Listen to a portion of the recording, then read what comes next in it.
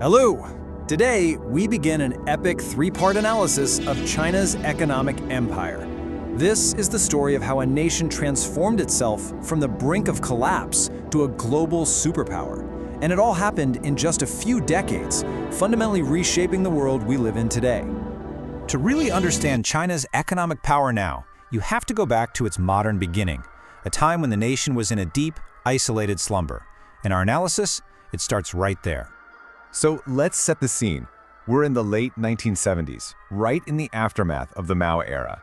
And this period, well, it was defined by economic isolation and incredible internal turmoil.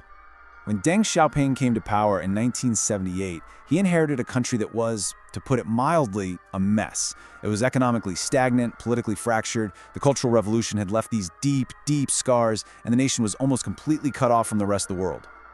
Now, look at this number. 193 US dollars. That was the per capita income in China in 1978. And let me be clear, that's for the entire year. The nation was just mired in extreme poverty. And its share of the global economy? A tiny 1%. China was basically an economic bystander on the world stage. So what this means is the country wasn't just poor in global economic terms, it was practically irrelevant. The economy itself was completely rigid, a relic of central planning. You had virtually no private businesses. In the cities, life revolved around the Danwei, or the work unit, which gave you everything from your apartment to your healthcare. Out in the countryside, rural communes controlled all production. And then there were these severe restrictions on moving around, the hukou system, which basically meant if you were born a farmer, you died a farmer. This was the monumental question facing the new leadership. I mean, how do you awaken a nation of nearly 1 billion people from this kind of economic paralysis without the whole system just collapsing? Well, the answer came from a leader who had survived political purges and knew, better than anyone, that a radical new approach was the only way forward. Deng Xiaoping was, above everything else, a pragmatist. He saw that China needed fundamental economic reforms just to survive, let alone prosper. He knew that ideological purity had only led to stagnation. It was time to focus on what actually worked. His plan was boiled down to the 4 modernizations. It's a simple but incredibly powerful agenda to completely overhaul the core pillars of the nation: agriculture, industry, science and technology, and the military. This was the blueprint for dragging China into the modern world. But how could he possibly introduce market-based ideas into a communist state? He did it with an absolutely ingenious ideological framework: socialism with Chinese characteristics. You see, this was the political cover he needed for radical change. It essentially redefined success. The new rule was, as long as a policy promoted growth and didn't challenge the party's rule, it was okay. And this famous quote, well, it just perfectly captures Deng's whole philosophy. Results mattered more than dogma. Ideology became flexible. Economic development became the one, single, absolute priority. So, with the political groundwork laid, it was time to put the theory into practice. China would reform and open up, but it was going to do it cautiously by running a series of controlled experiments. This grand experiment began in 1980 with the creation of the first Special Economic Zones, or SEZs. Think of these as laboratories for market economics. They were carefully selected coastal areas, walled off from the rest of the planned economy, where, for the first time, foreign investment and private enterprise would be allowed.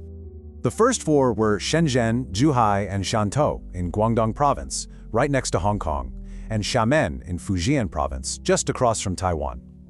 Now, their locations were no accident.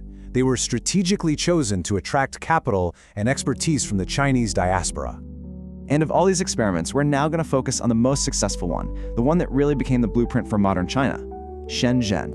You know, before it was an SEZ, Shenzhen was just this sleepy border town, basically a collection of fishing villages right next to the bustling capitalist metropolis of Hong Kong. Deng's vision was to turn this backwater into a gleaming showcase for his new economic model.